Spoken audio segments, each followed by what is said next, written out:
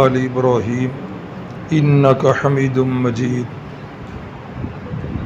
نحمدہ ونصلی علی رسولہ الکریم اما بعد اعوذ باللہ من الشیطان الرجیم بسم اللہ الرحمن الرحیم الا تنصروه فقد نصرہ اللہ اذ اخرجہ الذین کفروا ثانی اثنین اذ ہما فی الغار اذ یقول لصاحبہ لا تحزن ان اللہ معنا صدق اللہ العظیم۔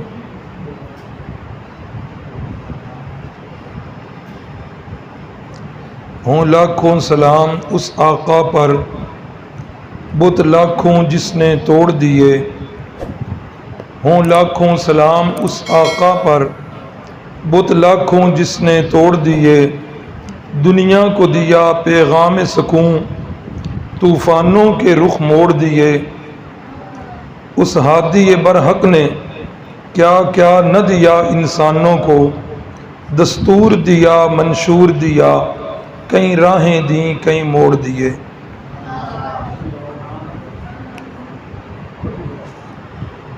تیرہویں نبوی سال تک ہمارا سبق پہنچ چکا تھا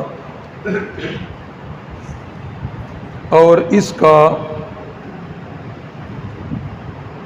پہلا سبق کا حصہ کل گزر چکا کہ بیعت عقبہ ثانیہ، بیعت عقبہ اولیٰ کے اندر کتنے افراد تھے؟ جی سوچ لو، کتنے؟ 12 افراد تھے۔ بیعت عقبہ اولیٰ میں 12 افراد تھے اور رسول اللہ صلی اللہ علیہ وسلم نے ان کے ساتھ جب وہ مدینہ طیبہ جانے لگے تو کن کو معلم بنا کر بھیجا؟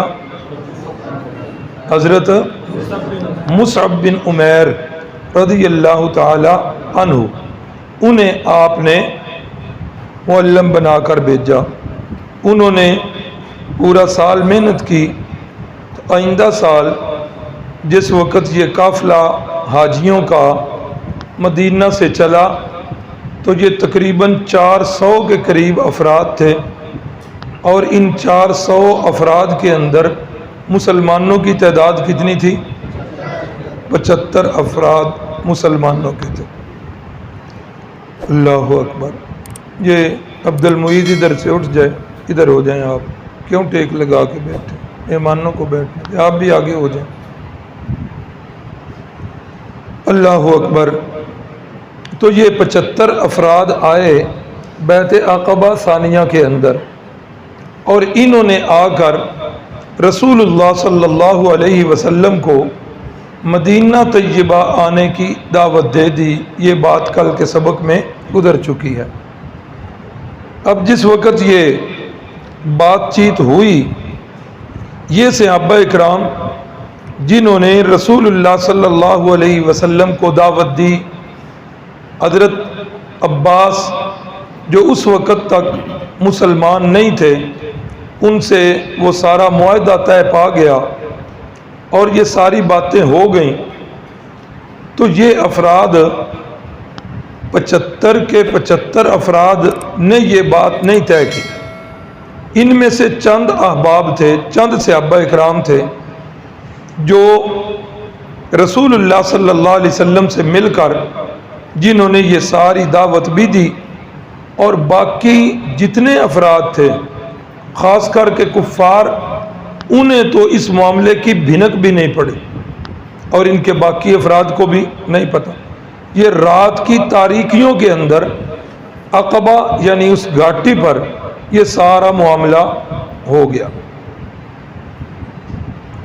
کسی طریقے سے قریش کو اس بات کا پتہ چل گیا کہ اس طریقے کے ساتھ رات کو کوئی معاہدہ ہوا ہے یثرب کے لوگوں کا، اور انہوں نے محمد صلی اللہ علیہ وسلم کو ادھر آنے کی دعوت دے دی ہے۔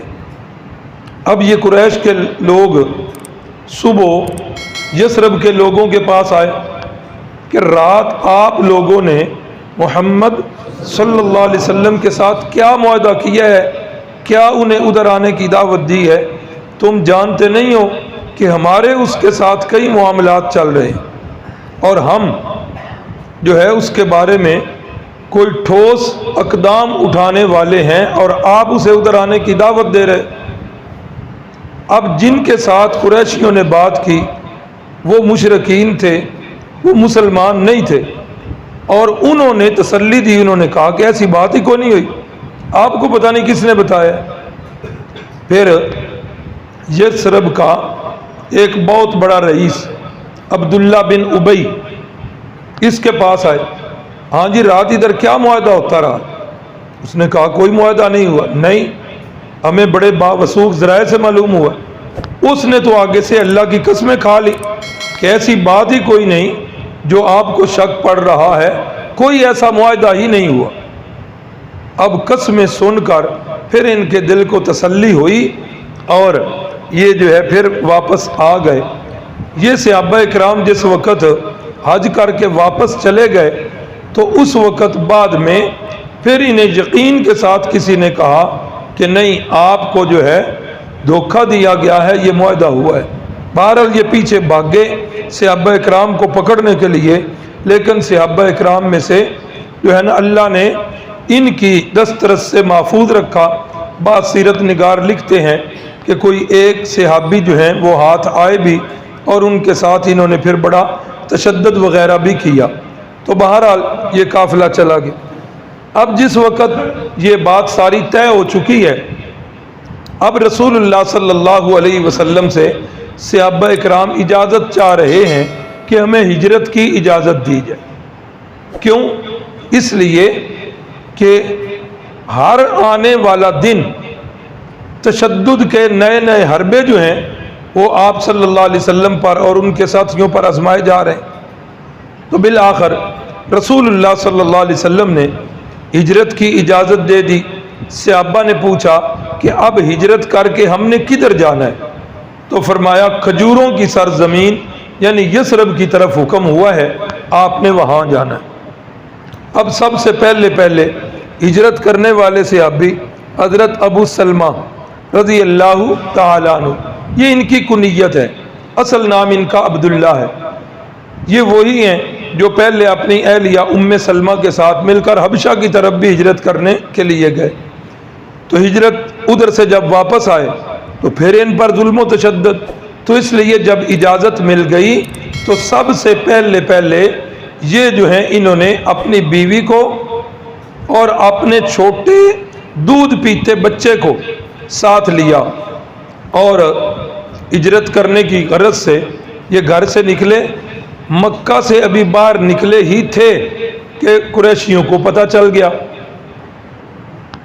اب کیا ہوا؟ حضرت ام سلمہ رضی اللہ تعالیٰ عنہ جو ان کی اہلیہ تھی ان کے قبیلے والے آ گئے اور آ کر کہنے لگے ابو سلمہ عبداللہ، ہم تو پہلے نمبر پر آپ کو بھی روکتے ہیں کہ آپ یہ کام نہ کرو، اپنا دیش چھوڑنا اتنا آسان نہیں ہے، ایک بندے کی باتوں کے اندر آ کر تم اتنا بڑا فیصلہ لے رہے ہو، نہ کرو یہ کام۔ لیکن اگر تمہیں پھر بھی اصرار ہے، تم نے یہ کام کرنا ہی کرنا ہے، ٹھیک ہے ہم تمہیں مجبور نہیں کر سکتے، لیکن یہ ہمارے قبیلے کی بیٹی جو ہے اس کو آپ کے ساتھ لے جانے کی اجازت نہیں دی۔ حضرت ابو سلمہ نے بیوی کو اور بچے کو اونٹنی پر بٹھایا ہوا تھا اور نکیل پکڑ کر جا رہے تھے۔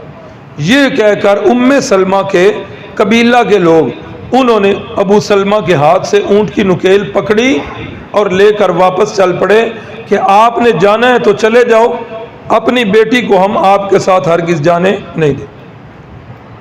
اب جس وقت وہ واپس چلے ابو سلمہ کے قبیلے والوں کو پتہ چلا کہ اس طریقے کے ساتھ انہوں نے اپنی بیٹی کو واپس لے لیا ہے۔ اب وہ دوڑتے ہوئے آ گئے، کہنے لگے بھائی ٹھیک ہے آپ نے اپنی بیٹی کو لے جانا ہے تو بے شک لے جائیں، لیکن یہ جو گود کے اندر بچہ ہے نا یہ آپ کا نہیں ہے، یہ ہمارا خون ہے، یہ ہماری نسل ہے، یہ بچہ تو ہم آپ کو قتل نہیں دیں۔ ام سلمہ اپنا یہ واقعہ بتاتی ہیں، اللہ اکبر اللہ اکبر فرماتی ہیں، پھر اس کھینچا تانی میں اس بچے کے ہاتھ کی ہڈی جو ہے وہ کھل گئی، جوڑ کھل گئی، دودھ پیتا بچہ ہے۔ اب ایک ماں کے لیے اس سے بڑھ کر اذیت کیا ہو؟ ماں جو اپنے بچے پر ہر چیز قربان کر دیتی ہے، بچے کو ذرا سی تکلیف اور ماں کی جان پر بن جاتی ہے، کتنا کٹھن مرحلہ تھا یار۔ اور پھر حضرت ابو سلمہ اور ام سلمہ، یہ میاں اور بیوی کی محبت اتنی مثالی محبت، اتنی مثالی محبت کہ لوگ جو ہے یہ ان کے محبت کی مثال دیا کرتے، بھائی فلاں بندہ تو اپنی بیوی کے ساتھ ایسے محبت کرتا ہے جس طرح ابو سلمہ جو ہے اپنی بیوی سے محبت، مثالی محبت۔ اللہ اکبر اللہ۔ یہ پہلے بھی بات شاید کئی دفعہ گزر چکی ہے کہ اللہ کرے میاں بیوی ذہنی طور پر ہم آہنگ ہو جائیں، یہاں یہ پیار وہ جائز پیار ہے جو جتنا بڑھتا ہے، میاں اور بیوی کا پیار جتنا زیادہ ہوتا ہے، اللہ کو بھی اور اللہ کے رسول کو بھی اتنی زیادہ خوشی ہوتی ہے۔ اور میاں بیوی کے پیار پر سب سے زیادہ تکلیف جو ہے یہ شیطان کو ہوتی ہے، بڑا ہی کڑتا ہے، بڑا ہی کڑتا ہے۔ ایک حدیث کا مفہوم ہے کہ یہ شیطان رات کے وقت جب اپنے وہ مخصوص جگہ پر بیٹھتا ہے، وہ اصل بے ایمان ابلیس جب اپنی مخصوص جگہ پر بیٹھتا ہے تو اس کے شتونگڑے جتنے ہیں وہ سارے آ جاتے ہیں، سارے دن کی کارگزاری ان سے لیتا ہے کہ آج کیا کر کے آئے، پھر وہ بتاتے ہیں ہاں بھائی آپ نے کیا کیا؟ جی میں نے آج ایک بندے سے قتل کروایا ہے۔ واہ بڑا اچھا کام کیا ہے۔ ہاں بھائی تو نے کیا کیا؟ جی میں نے آج ایک بندے سے شراب پلوائی۔ واہ بھائی واہ، آپ نے بھی بڑا اچھا کام کیا۔ ہاں بھائی تو؟ جی میں نے ایک بندے سے غیبت کروائی ہے۔ ہاں بھائی تو؟ آج جی میں نے دھوکہ دلوایا ہے، ماپ تول میں کمی کروائی۔ سارے کے سارے اپنے دن کی کارگزاریاں سناتے ہیں، ساروں کو شابش دے رہا ہے۔ او پیچھے ایک بوڑھا شیطان بیٹھا ہوا ہے، اسے کہتا ہے تو بتا تو نے آج سارے دن میں کیا کیا؟ وہ کہتا ہے کہ سارا دن بڑے میں نے حملہ کیے لیکن آج میرے حملے میں کوئی نہیں آیا۔ نہیں پھر بھی بتاؤ تو صحیح، کوئی کام بھی نہیں؟ کہا کام تو میں نے کیا ہے لیکن کوئی اتنا خاص کام نہیں تھا، چھوٹا سا کام ہے، بتاتے ہوئے بھی شرم آتی ہے۔ کہا نہیں بتاؤ پھر بھی کیا کام ہے؟ کہا جب میں نے کئی لوگوں پہ حملے کیے کوئی میرے حملے میں نہیں آیا تو میں نے کہا کہ بوس کو منہ بھی دکھانا ہے، کوئی کارکردگی تو کروں، تو بالآخر آتے آتے میں نے یہ کیا کہ میاں اور بیوی کے درمیان، ایک جوڑے کے درمیان میں لڑائی ڈلوا کے آ، میاں بیوی کے درمیان اختلاف ڈال کے، میاں کو بیوی سے، بیوی کو میاں سے بد ظن کر کے آیا ہوں۔ یہ بے ایمان ادھر سے اٹھتا ہے، اپنے ممبر سے اسٹیج سے اٹھ کے سارے مجمع کو چیرتے ہوئے جا کے اسے گلے سے لگاتا ہے اور اسے کہتا ہے واہ جو کام تو نے کیا ہے ان میں سے وہ کوئی بھی یہ کام نہیں کرتا۔ اللہ اکبر۔ اب باقی سارے شکوہ کرتے ہیں، کہتے ہیں اس کا کام کون سا بڑا کام ہے؟ کام تو ہمارے بڑے ہیں، قتل کروایا ہے، زنا کروایا ہے، شراب پلوائی ہے، غیبت کروائی ہے، ماپ تول میں کمی کروائی ہے، یہ سارے کام اس کے کام سے مشکل ترین کام ہے اور ہمیں تھوڑی شاباش، اور اس کو گلے کے ساتھ لگایا گیا ہے، اس کی حوصلہ افزائی کی گئی ہے۔ شیطان کہتا ہے ہاں اس کی وجہ یہ ہے کہ آپ سب کے گناہ لازمی تھے اور اس کا گناہ متعدی ہے۔ کیا مطلب؟ قتل کیا ہے تو کتنے بندوں کو گناہ؟ کس کو؟ قاتل کو صرف ایک بندے کو گناہ ہوا ہے۔ زنا کیا ہے تو جن دو نے زنا کیا ہے صرف گناہ ان تک محدود ہو گیا ہے۔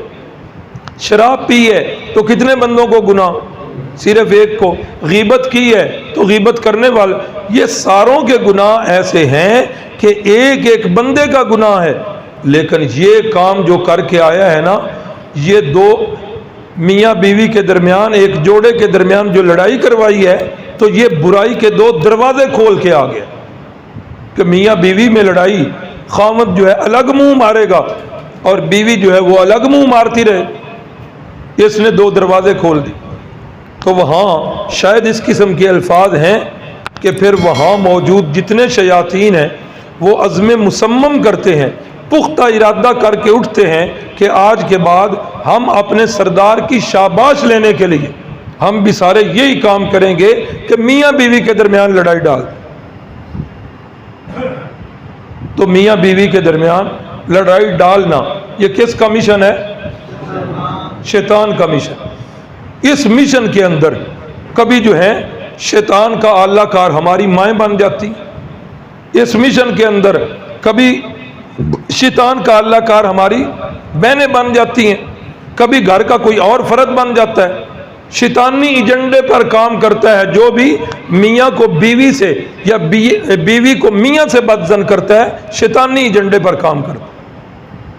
میاں بیوی کے درمیان لڑائی ڈالنا، او پہلا پارا اس کے اندر حضرت سیدنا سلیمان علیہ السلام کا وہ واقعہ، وَمَا هُمْ بِضَارِّينَ بِهِ مِنْ أَحَدٍ إِلَّا بِإِذْنِهِ وَيَتَعَلَّمُونَ مَا يَضُرُّهُمْ وَلَا يَنفَعُهُمْ۔ پیچھے کیا الفاظ ہیں کہ وہ ان کے درمیان ایسا جادو کرتے تھے، يُفَرِّقُونَ بِهِ بَيْنَ الْمَرْءِ وَزَوْجِهِ، کہ میاں اور بیوی کے درمیان جس میں تفریق ڈالی۔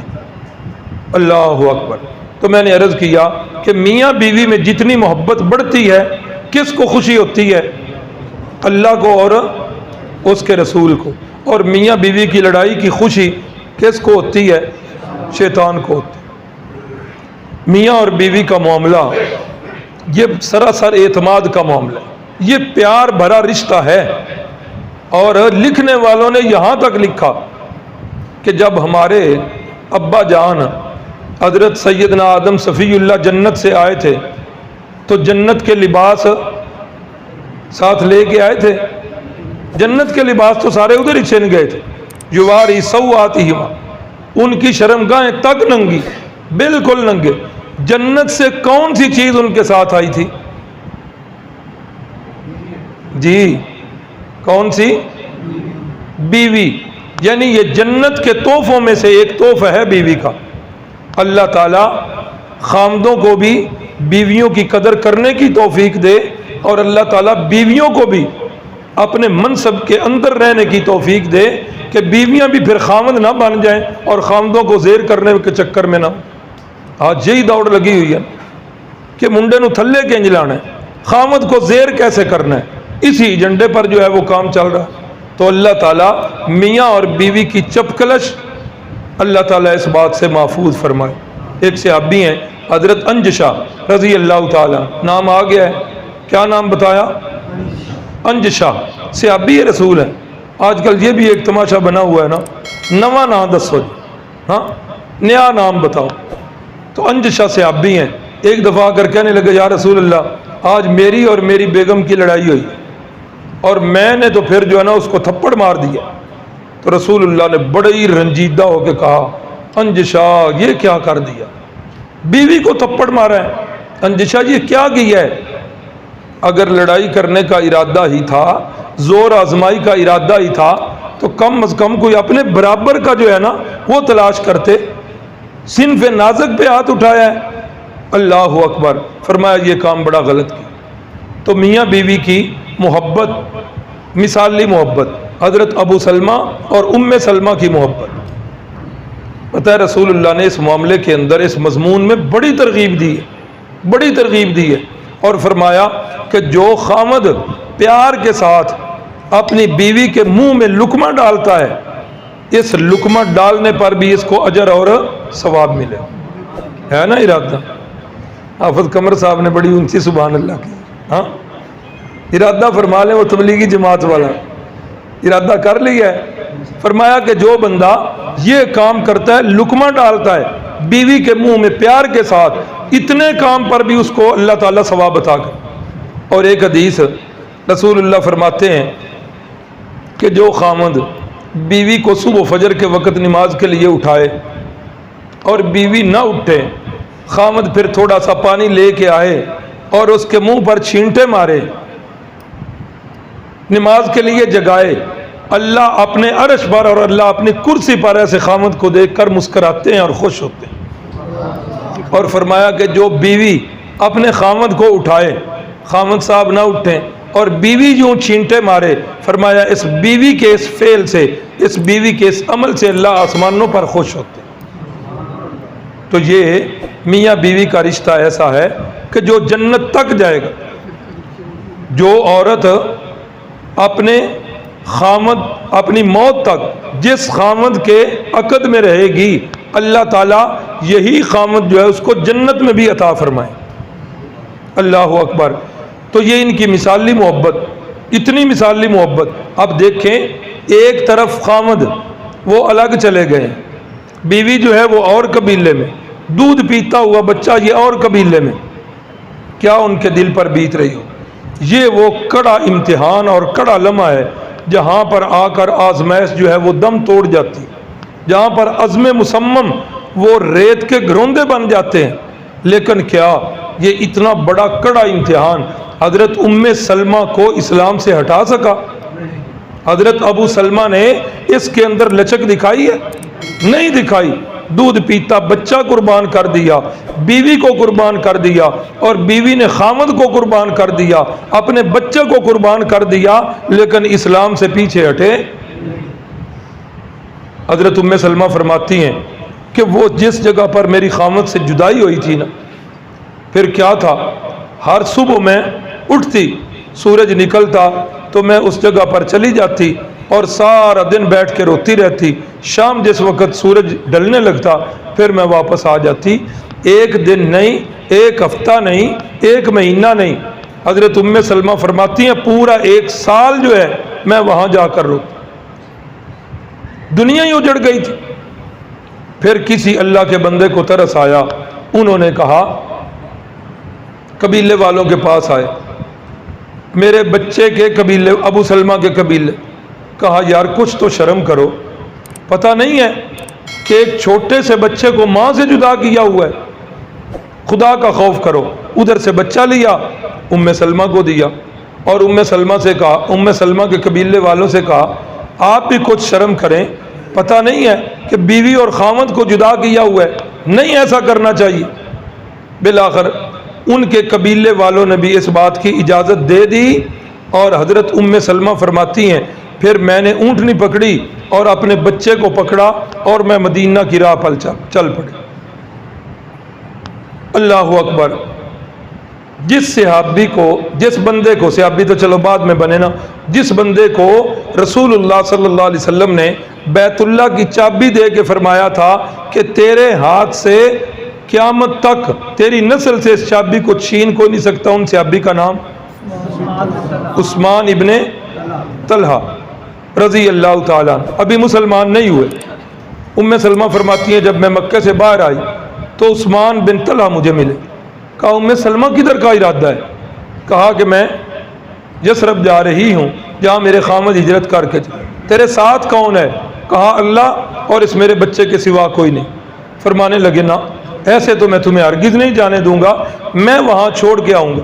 ام سلمہ اللہ کی قسم کھا کے فرماتی ہیں کہ میں نے عثمان بن طلحہ سے بڑھ کر کسی کو شریف النفس نہیں دیکھا۔ کہتے ہیں مجھے لے کر چلے، کئی راتیں آئیں، کئی دن گزرے، اور فرماتی ہیں جس وقت کسی جگہ پڑاؤ کرنا ہوتا تھا عثمان کیا کرتے، میری اونٹنی کو بٹھاتے اور خود پرے چلے جاتے، دوسری طرف چہرہ کر لیتے، اور پھر جس وقت میں اتر جاتی پھر اونٹنی کو لا کر باندھتے، میرے وہ آرام کا انتظام کرتے، اور جہاں لیٹنا ہوتا اس سے کئی جو ہے نا فاصلے پر جا کر خود لیٹ جایا کرتے، اور اسی طرح جب کوچ کرنا ہوتا تو اونٹنی کو لا کر میرے پاس بٹھا دیتے اور خود پرے چلے جاتے اور منہ پرے کر لے۔ یہ وہ بندہ ہے جو ابھی مسلمان نہیں ہوا۔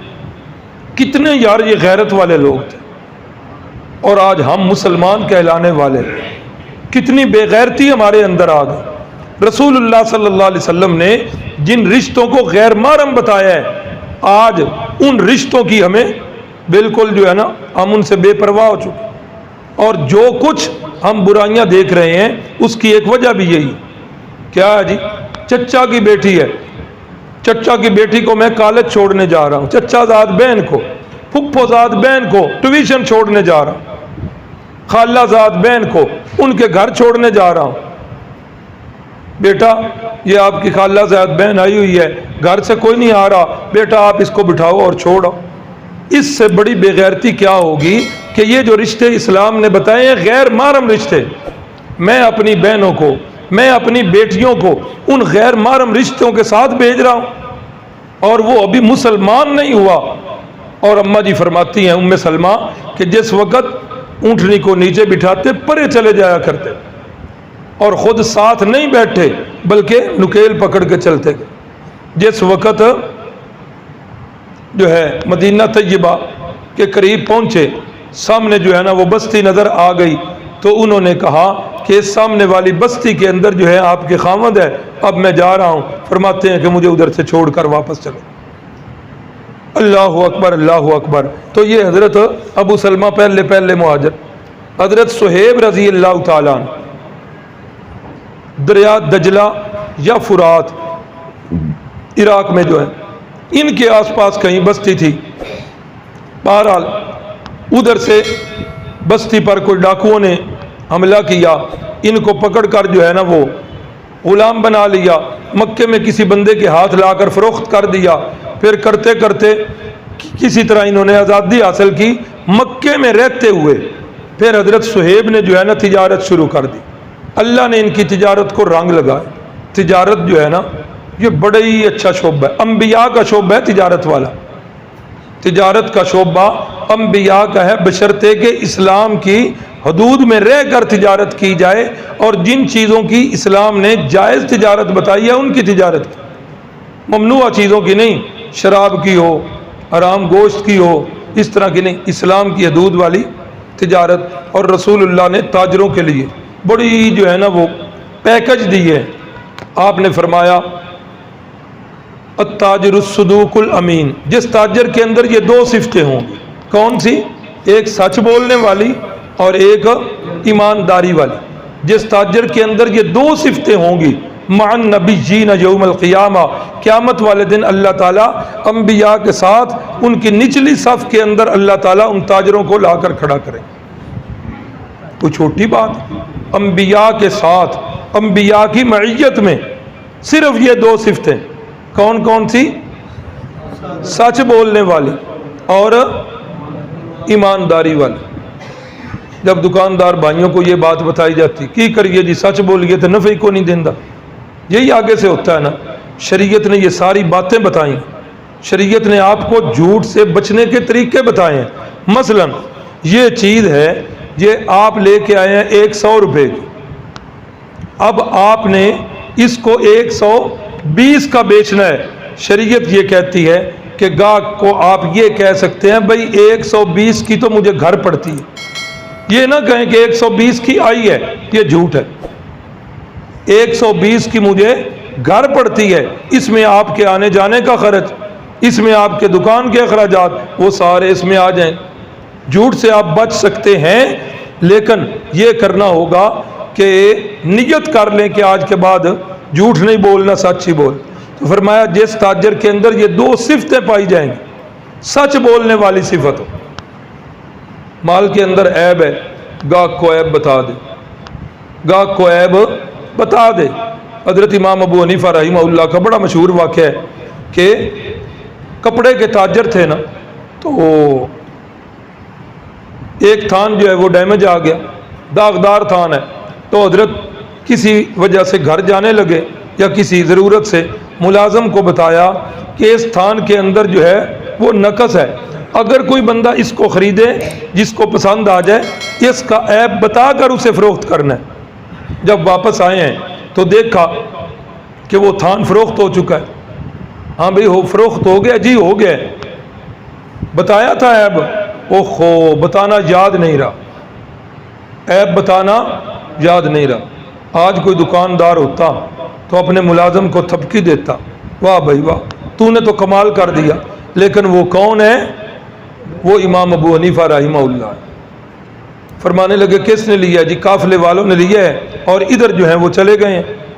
فوراً پیچھے گئے، قافلے والوں کو پکڑ کے کہا فلاں دکان سے آپ مال لے کے آئے ہیں؟ جی۔ کہا ٹھہر جاؤ۔ کہا جی ہم پیسے دے کے آئے ہیں۔ فرمایا پیسوں کی بات نہیں، پیسے ہو گئے ہیں، لیکن اس تھان کے اندر نقص تھا، تو وہ ملازم کو بتانا میں بھول گیا ہوں، اگر وہی تھان رکھنا ہے تو اتنے پیسے واپس لے لو، اور اگر تھان بدلنا ہے تو آ جاؤ دکان پر تھان واپس کر کے اور نیا تھان لے۔ تو جو ابو حنیفہ کپڑے کے ایک تھان میں خیانت نہیں کرتا، بھلا وہ دین کے معاملات کے اندر کیسے خیانت کریں گے؟ تو جس تاجر کے اندر یہ دو صفتیں ہوں، اور ایک فرمایا کہ کوئی تاجر دکاندار قسم کھا کر سودا نہ بیچ، قسم کھا کر، فرمایا شاید سودا بک جائے لیکن برکت سلب ہو جائے، برکت ختم ہو جائے، قسم نہیں کھانی سودا بیچنے کے۔ تجارت کے بھی اصول بتائیں، اللہ اکبر۔ وہ کئی حسرتیں ایسی ہوتی ہیں جو دل کے اندر ہی رہ جاتی ہیں، وہ پوری بھی نہیں ہوتی اور بندہ انتظار ہی کرتا رہتا ہے۔ دل کے اندر یہ بات ہے کہ سال کے اندر جو ہے دوسرے تیسرے مہینے کوئی اس طرح کا جو ہے نا ایک نشست کی جائے، تجارت کے اصولوں کی جو ہے نا وہ روشناسی کروائی جائے۔ آپ حضرات جو ہے اس معاملے کے اندر سوچ و بچار کرتے ہیں، یقیناً جو لوگ اہل رائے ہیں وہ شاید اس بات کی تائید بھی کریں، لیکن آپ یاد دہانی کرواتے رہا کریں۔ انشاءاللہ اس طرح کے جو ہے نا وہ کورسز دل کے اندر یہ بات ہے کہ اللہ کرے کہ یہ اس طرح کے معاملات جو ہیں سجائیں، ان کی محفلیں بھی، اور مکمل اس کے اندر رہنمائی کی جائے۔ اللہ اکبر۔ تو حضرت صہیب رومی جو ہیں بڑے ہی کامیاب تاجر بنے، بڑا ڈھیر سارا مال اکٹھا کر لی۔ اللہ اکبر۔ جس وقت یہ جانے لگے ہیں نا تو قریشیوں کو پتہ چل گیا، قریشی آ گئے، کہا صہیب یاد ہے جس وقت مکے میں آئے تھے کتنی دولت تھی تیرے پاس؟ کہا کچھ بھی نہیں تھا۔ کہتے یہ ساری دولت تو کتوں اکٹھی کی تھی؟ یہ ساڈے وچوں ہی نے چھوڑی ہے۔ فرمایا میں نے ڈکیتی نہیں کی، چوری نہیں کی، دھوکہ نہیں کیا، تجارت کی ہے، تجارت کر کے میں نے کمائے ہیں، بتاؤ اس میں ناجائز کام کون سا کیا ہے؟ وہ کہنے لگے اور باتوں کا نہیں پتہ، ہجرت سے بعد آ جاؤ۔ کہا نہیں رکوں گا۔ کہا اچھا نہیں نہ رکنا، پھر یہ جتنا مال ہے یہ ہمیں دے۔ کہا اچھا اگر میں یہ سارے کا سارا مال دے دوں تو کیا پھر مجھے ہجرت کرنے دو گے؟ کہا ہاں کرنے۔ ان کے ذہن میں تو تھا کہ یہ کیسے ہو سکتا ہے کہ کوئی بندہ اپنی زندگی بھر کی پونجی ایسے ہی دے دے، یہ تو ہو ہی نہیں سکتا۔ اللہ اکبر، اللہ اکبر۔ لیکن قربان جائیں حضرت صہیب رومی فرمانے لگے یہ سارا مال تم لے لو، مجھے رسول اللہ کی رفاقت عزیز ہے، میں آپ کی رفاقت کو نہیں چھوڑوں گا۔ آپ نے جہاں جانا ہے، آپ نے جہاں اجازت دی ہے، ہم نے وہاں ہی جانا ہے، اور میرا راہ خالی کر۔ رسول اللہ صلی اللہ علیہ وسلم کو جب پتہ چلا کہ صہیب نے سارا مال دے کر ہجرت کی ہے تو آپ نے فرمایا صہیب نے بڑی نفع مند تجارت کی، کاٹے والا سودا نہیں کیا۔ ان کی نا طبیعت کے اندر مزاح تھا، بڑے حاضر جواب تھے، ظرافت تھی ان کی طبیعت کے اندر۔ ایک موقع پر رسول اللہ کے پاس تشریف لائے، غالباً مدینے کی بات ہے، یا رسول اللہ آنکھ کو بڑا درد ہو رہا ہے، کچھ دم کر دیجئے۔ فرمایا اچھا دم کر لیتے ہیں۔ کھجوریں آ گئیں، کھجوریں کھانی شروع کر دیں۔ حضرت صہیب ہیں کہ وہ تیزی کے ساتھ کھائے جا رہے ہیں۔ رسول اللہ نے کہا صلی اللہ علیہ وسلم نے، سلمان ادو تو کہہ رہے ہیں کہ اکھ نو بڑی پیڑ ہے تے ادو تیری سپیڈ سارے نو چوکی ہے کھان دی۔ صہیب تو حضرت صہیب فرماتے ہیں یا رسول اللہ میں دوسرے پاسوں کھانا پیا، ہاں ظرافت تھی طبیعت کے۔ تو اس کے بعد نام ہے حضرت عمر رضی اللہ تعالیٰ عنہ، یہ ان کے دو ساتھی ہیں، حضرت عیاش رضی اللہ تعالیٰ عنہ اور حضرت الشام۔ ان تینوں کا ارادہ بنا کٹھے ہجرت کرتے ہیں، ٹھیک ہے جی، فلاں دن فلاں وقت پر فلاں جگہ اکٹھا ہونا ہے، ٹھیک ہے جی، ادھر اکٹھا ہو جائیں گے۔ اچھا یہ بھی طے ہو گیا کہ اگر دو ساتھی پہنچ جائیں اس مقررہ وقت پر، تیسرا نہ پہنچے تو تیسرے کی انتظار نہیں کرنا، چلے جانا۔ اب یہ جو تیسرے تھے حضرت الشام، ان کا تو پتہ چل گیا، ان کو تو ادھر ہی روک لیا گیا۔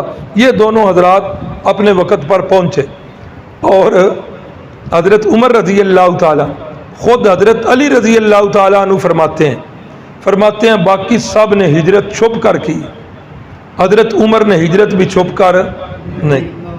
بیت اللہ میں آئے ہیں، ہجرت کا جب ارادہ کر لیا، بیت اللہ میں آئے ہیں، طواف کیا ہے، طواف کر کے حجر اسود کو بوسہ دیا ہے، پھر مقام ابراہیم پر نفل پڑھے ہیں اور نوافل کی ادائیگی یہ کام کر رہے ہیں، اور قریشی جو ہے وہ اپنی ٹولیاں بنا بنا کر بیٹھے ہوئے، ایک ایک ٹولی کے پاس گئے ہیں۔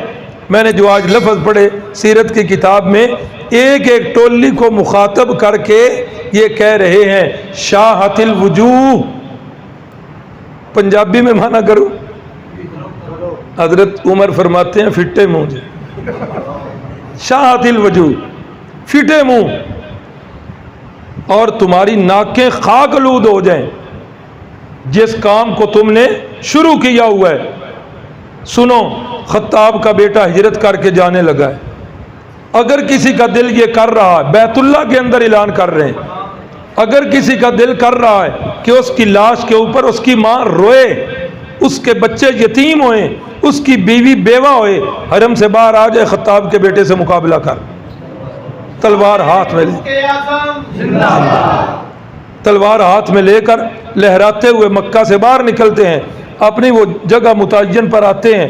عیاش جو ہیں وہ وہاں پر موجود ہیں، تیسرے ساتھی نہیں ہیں، ان کے ساتھ مل کر جو ہے وہ چلے جاتے ہیں۔ یہ ابو جہل کے، عیاش جو ہیں یہ ابو جہل کے قریبی رشتہ دار تھے، کزنوں میں تھے۔ جب ان کو پتہ چلا بڑا پیچھے بھاگ گئے، لیکن یہ دونوں حضرات مدینہ میں پہنچ چکے تھے۔ جس وقت یہ پہنچے تو پیچھے سے ابو جہل اور ایک ساتھ کوئی اور بندہ یہ پہنچ گئے۔ انہوں نے کہا یاش، تم جس وقت آ گئے ہو نا، تیری ماں کی حالت بڑی غیر ہو گئی، اس نے قسم کھا لی ہے، منت مان لی ہے کہ اللہ کی قسم میں سر کے اندر کنگھی نہیں کروں گی جب تک میرا بیٹا واپس نہیں آئے گا، اللہ کی قسم میں چھاؤں میں نہیں بیٹھوں گی جب تک میرا بیٹا واپس نہیں آئے گا، یا مر جاؤں گی تو یا ادھر ہی رہوں گی، نہ کنگھی کروں گی اور نہ میں چھاؤں میں بیٹھوں۔ تو اس لیے اگر ادھر ہی رہنا ہے نا تو مہربانی کرو ایک دفعہ آ جاؤ، آپ کی ماں کی وہ قسم اور منت پوری ہو جائے، پھر بے شک آ جانا۔ حضرت عیاش تیار ہوئے، حضرت عمر فرمانے لگے عیاش ہوش نو ہاتھ ماری، مینو ندیاں نیچتاں خراب لگ رہی ہیں، نہ جانا ان کے ساتھ۔ کہا نہیں، والدہ کی بات ہے، ماں پھر ماں ہے۔ فرمایا نہیں نہیں، ایڈے فکر مند ہونے دی لوڑ نہیں، آپ پہ جواں پئیاں تے کنگھی کر لوے دی، ہاں آپ پہ وہ جو ہے نا مکے کی لو جس وقت لگے گی خود بخود ادھر چلی جائے گی۔ آپ کیا کرو، آپ جو ہے ان کا ساتھ نہ دو، آپ ادھر ہی رہو۔ یہ لے لیں، اگر بیٹری نہیں ہے تو باہر سے لے آئیں۔ اللہ اکبر۔ لیکن یہ بیچارے والدہ کی محبت میں چلنے لگے تو حضرت عمر نے کہا اچھا ضروری جانا ہے نا تو پھر ایک آخری کام کر لو، آپ کی اونٹنی جو ہے نا وہ ذرا میری اونٹنی کے مقابلے میں سست ہے، یہ میری اونٹنی بھاگنے میں بڑی تیز ہے، اس اونٹنی کو لے جاؤ، جس جگہ یہ گڑبڑ کرنے لگیں گے تو میری اونٹنی جو ہے تمہیں ان کے چنگل سے نکال لے گی اور واپس لے آئے۔ کہا چلیں ٹھیک ہے جی۔ اللہ اکبر۔ اب یہ بھاگے، اب یہ چل پڑے، تھوڑا سا مدینے سے باہر نکل کر ابو جہل جو ہے کہنے لگا کہ عیاش یہ میری اونٹنی جو ہے نا ذرا کمزور ہے، بیمار ہے، آتے ہوئے بھی میں نے اس پر بڑا جبر کیا ہے، تو ایسا میرا دل یہ چاہ رہا ہے کہ میں اس اپنی اونٹنی کو خالی کروں، میں تیرے ساتھ آ جاؤں تاکہ یہ سفر طے کر لیں، کچھ آگے جا کے پھر میں اس پر واپس آ جاؤں۔ اب ان کو تو نہیں پتا تھا کہ یہ کیا گڑبڑ ہونے والی ہے، تو انہوں نے کہا ٹھیک ہے آ جاؤ۔ ایک بات تو مجھے بتائیں، اس امت کے اندر صحابہ سے بڑھ کر کوئی اولیاء اللہ ہیں؟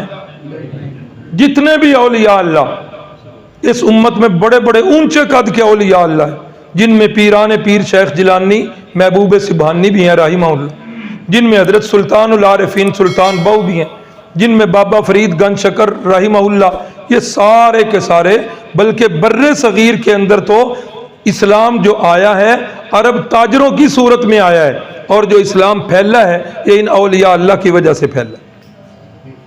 اللہ اکبر، اللہ اکبر۔ تو سب سے اس امت میں سب سے اونچے درجے کے اولیاء اللہ کون ہیں؟ صحابہ اکرام۔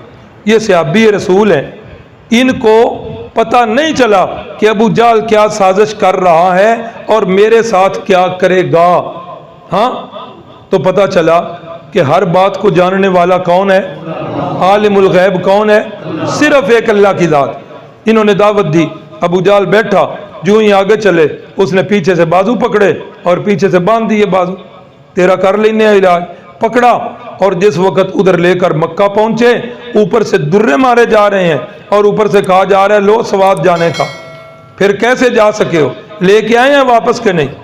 اب ان کو کیا کیا، ان کو لا کر ایک جگہ ان کو جو ہے نا باندھ دیا اور ہتھ کڑیاں لگا کر ایک مکان کے اندر، ایک یہ ہیں اور ایک وہ صحابی غالباً حضرت سعد بن عبادہ ہیں، جب میں نے بتایا ابھی کہ وہ جب بیعت عقبہ ثانیہ کے بعد صحابہ جا رہے تھے تو ایک بندے کو پکڑ کے لے آئے، تو غالباً حضرت سعد بن عبادہ ہیں، ایک وہ اور ایک یہ حضرت عیاش رضی اللہ تعالیٰ عنہ، ان دونوں کو جو ہے نا ایک جگہ پہ بند کر دی۔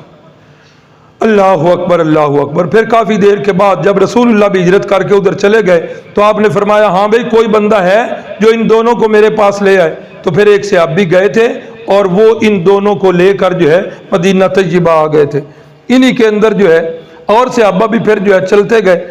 تو جس وقت یہ صحابہ جا رہے ہیں اب مشرکین مکہ کو فکر لائے کوئی کہ اب کریں تو کیا کریں، یہ تو کام خراب ہو رہا ہے، یہ تو ہم نے 13 سال جس کام پر محنت کی تھی وہ محنت ہماری جو ہے وہ ساری ضائع ہو رہی ہے، یہ اس کے ساتھ ہی جا رہے ہیں، ایسا نہ ہو یہ بھی نکل جائے اور ہمیں پتہ بھی نہ چلے، یہ تو جہاں جائے گا اس کی زبان کے اندر ایسی تاثیر ہے کہ جہاں بھی جا کر یہ بات کرے گا لوگ جو ہیں اس کے گرویدہ ہو جائیں گے، یہ تو کام خراب ہے، کیا کریں؟ اچھا جی میٹنگ کر لیتے ہیں، اجلاس رکھتے ہیں، آج جی سارے دار الندوہ کے اندر اکٹھے ہو جائیں۔ اب وہ سارے لوگ اکٹھے ہو گئے ہیں، اب جس وقت اس دار الندوہ میں پہنچے ہیں تو ایک بوڑھا، اس نے جبہ پہننا ہوا ہے، لاٹھی ٹیکتا ٹیکتا وہ بھی آ گئے، پوچھا گیا جی آپ کہاں کے رہنے والے ہیں؟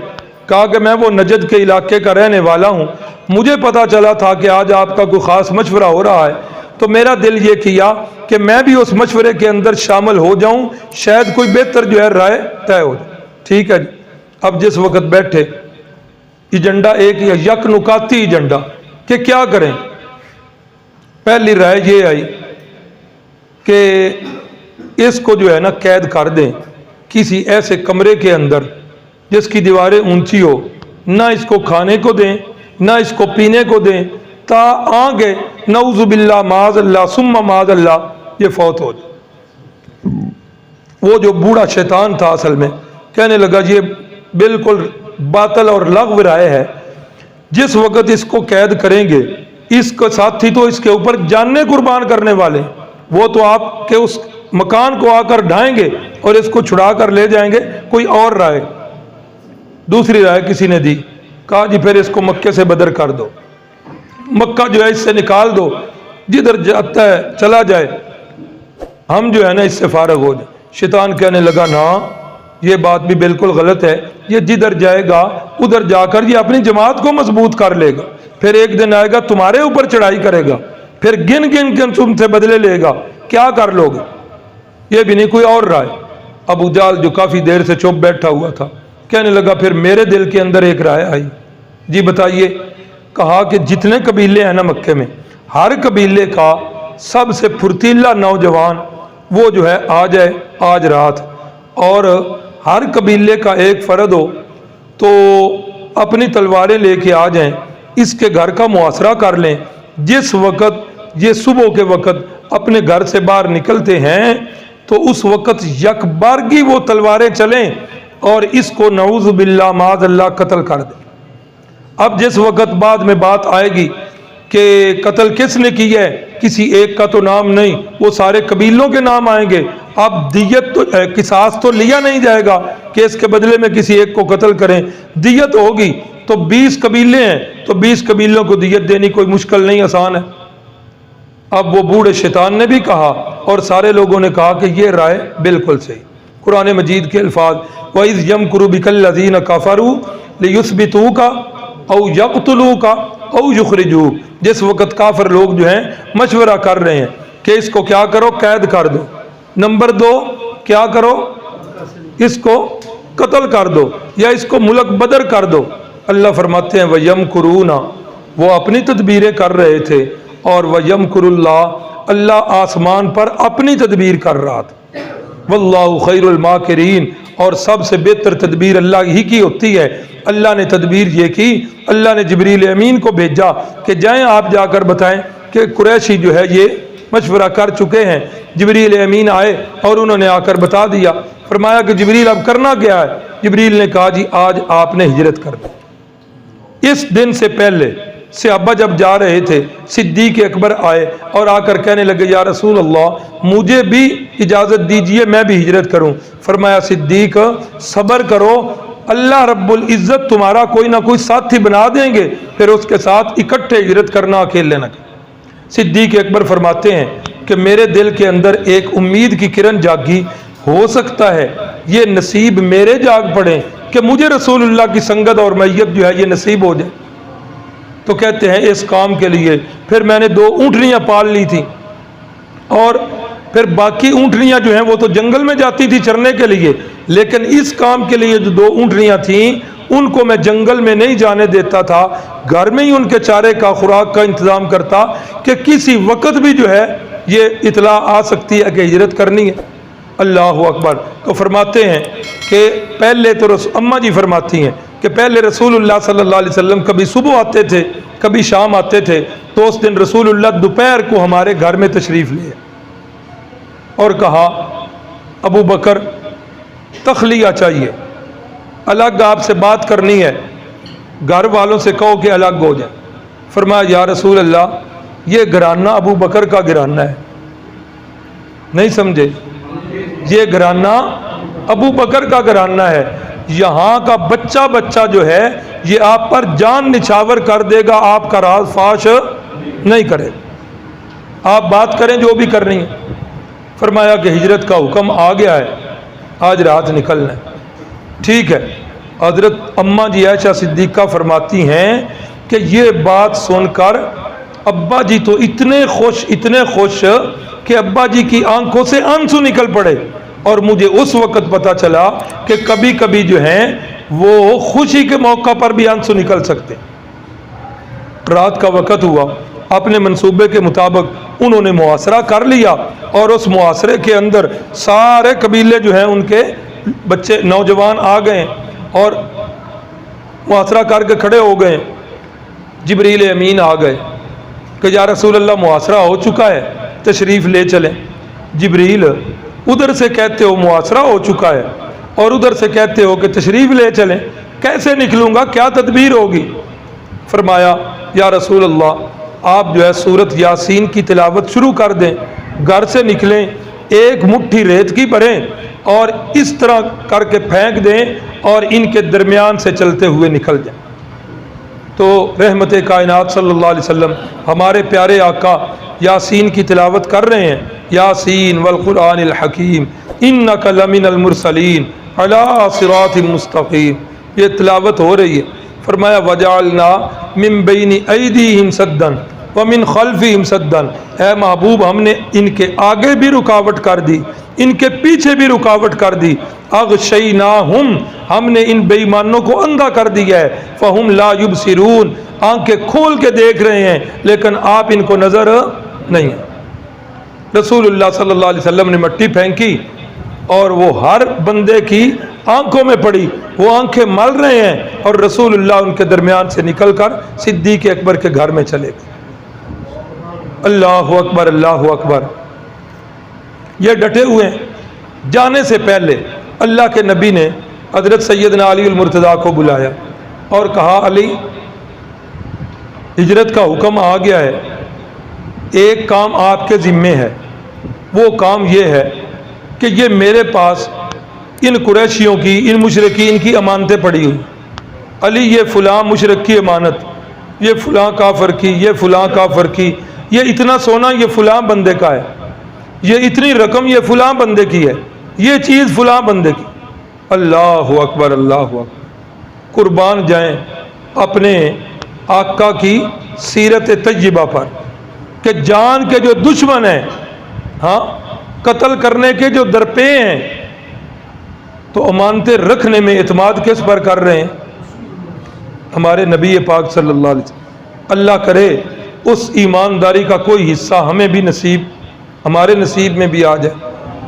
علی یہ امانتیں واپس کرنا، علی اس کام کے اندر ہو سکتا ہے تمہارے اوپر وہ حملہ کر دیں، علی ہو سکتا ہے زخمی ہو جاؤ، علی ہو سکتا ہے شاید جان سے بھی ہاتھ دھونے پڑ جائیں، علی اگر اس کام کے لیے تیار ہو تو تب میں تمہیں اپنی امانتیں جو ہے نا، ان کی امانتیں تمہارے حوالے کروں۔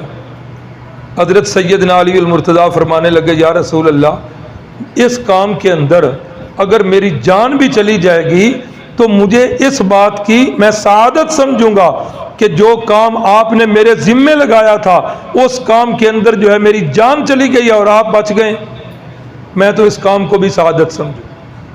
تو رسول اللہ صلی اللہ علیہ وسلم نے پھر اپنی چادر جو ہے سیدنا علی المرتضیٰ کو دے دی، فرمایا علی میرے بستر پر لیٹ جاؤ اور یہ امانتیں صبح ان کے سپرد کر کے تو واپس آ جانا، آپ بھی ہجرت کر کے آ جانا۔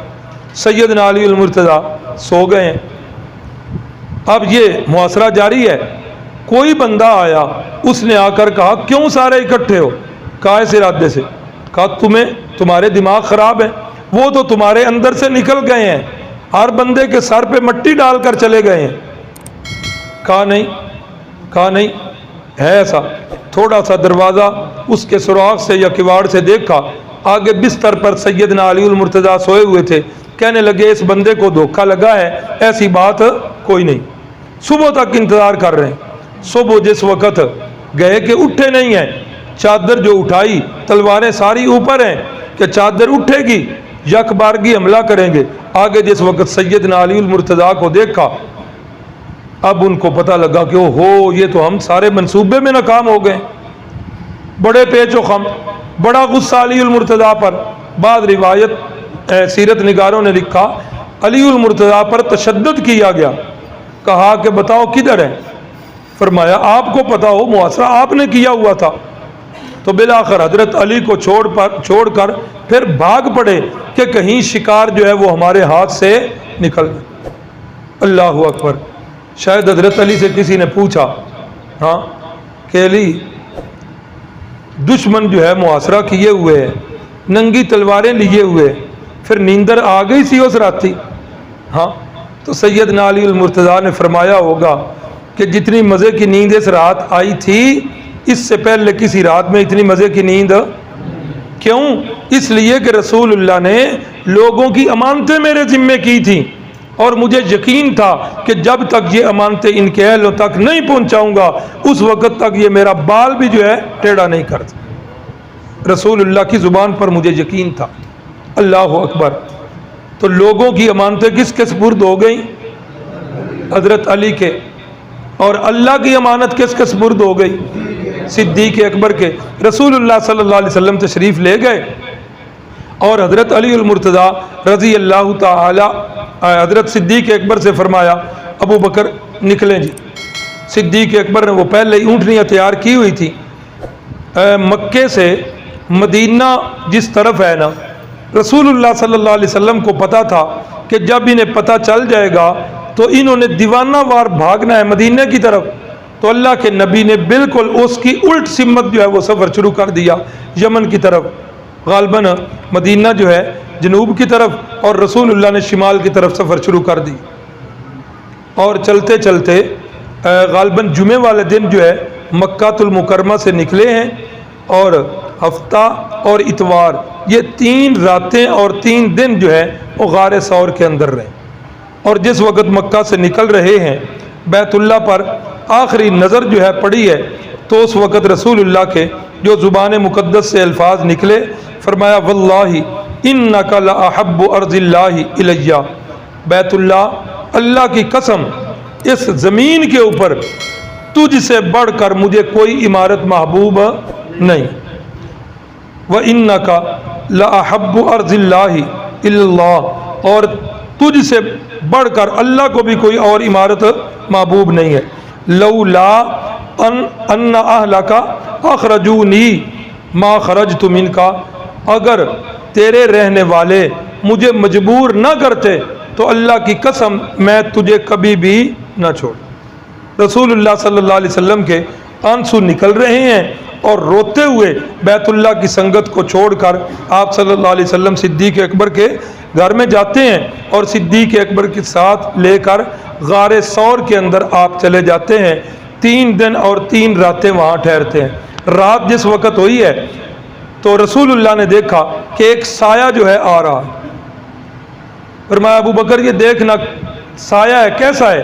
یا رسول اللہ پریشان نہ ہوئیں، یہ میری بیٹی اسماء ہے، ہمارا کھانا لے کے آ رہی۔ تھوڑی دیر گزری، پھر ایک سایہ۔ فرمایا ابو بکر یہ سایہ کس چیز کا ہے؟ یا رسول اللہ پریشان نہ ہوئیں، یہ میرا بیٹا عبداللہ ہے، آج سارے دن کی ڈائری مشرکین مکہ کی لے کر ہمیں سنانے آ رہا ہے۔ ابو بکر کا سارا گھرانہ رسول اللہ پر قربان ہے، غلامی رسول میں موت بھی قبول، سارے کا سارا گھرانہ جو ہے رسول اللہ کی خدمت پر ہے۔ صدیق اکبر خود اللہ کے نبی کے اوپر، اور بیٹا جاسوسی کر کے ڈائری دینے آ رہا، بیٹی وہ جو ہے کھانا دینے آ رہی ہے، اور غلام عامر بن فہیرہ سارا دن بکریاں چرا کے رات کو جس وقت بکریاں لے کے آتے ہیں تو ادھر سے غار ثور سے ہوتے ہوئے تازہ دودھ پلا کر پھر اپنی بکریوں کو مکہ کی طرف لے جاتے ہیں۔ تو جب رسول اللہ صلی اللہ علیہ وسلم نکلے، ان کو پتہ چل گیا کہ ہمارا منصوبہ سارے کا سارا جو ہے وہ خاک میں مل گیا ہے۔ ابو جہل سیدھا دوڑا بھاگتا ہوا صدیق اکبر کے گھرانے میں اور کہنے لگا، دروازہ کھٹکھٹایا، اندر سے اسماء رضی اللہ تعالیٰ عنہ نکلتی ہیں۔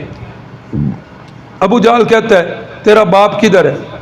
ادھر محمد صلی اللہ علیہ وسلم آئے ہیں، بتا وہ کدھر ہے، تیرا باپ کدھر ہے؟ اسماء جو ہیں ابو جہل کے سامنے کھڑی ہو کر کہتی ہیں کہ پتہ بھی ہے تو بتاؤں گی۔ ابو جہل کو اتنا غصہ آیا، اتنا سخت تھپڑ مارا کہ یہ سارے کا سارا پنجہ جو ہے اس کا نشان رخسار پر بن گیا اور کان کی بالی بھی گر پڑی، اتنا سخت اس ظالم نے تھپڑ مارا۔ اللہ اکبر۔ لیکن اسماء بنت ابی بکر نے رسول اللہ کا ٹھکانہ نہیں بتایا، تو 3 دن تک آپ غار ثور میں رہے۔ انشاءاللہ کل کا سبق جو ہے اس سے آگے چلے گا۔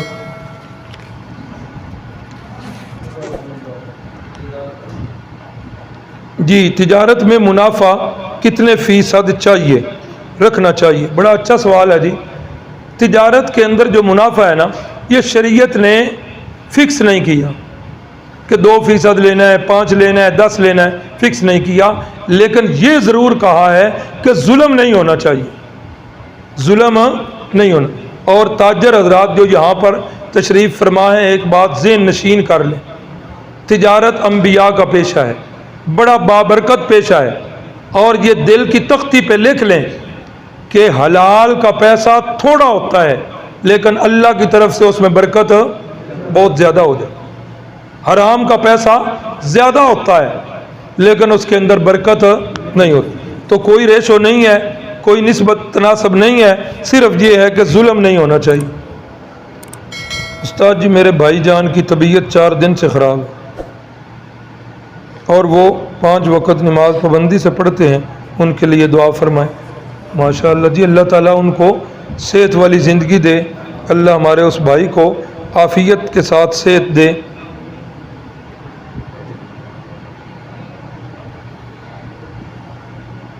کچھ حضرات باہر بیٹھ کر باتوں میں مصروف ہوتے ہیں، منع کرنے کے باوجود بھی نہیں منع ہوتے۔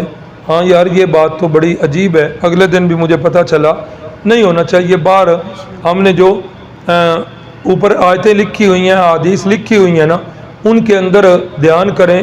میرا خیال ہے میرے سامنے والی وہ جو ڈاٹ ہے نا باب خطانین کے اوپر، شاید اس کے اوپر وہ حدیث لکھی ہے، کل کلام فی المسجد لغو، کہ ہر بات جو ہے مسجد کے اندر یہ لغو اور بیکار ہے، الا القرآن و ذکر اللہ، فرمایا قرآن پڑھ سکتے ہیں، اللہ کے اور اللہ کے محبوب کے تذکرے کر سکتے ہیں، باقی کوئی بات بھی مسجد میں نہیں کرنی چاہیے۔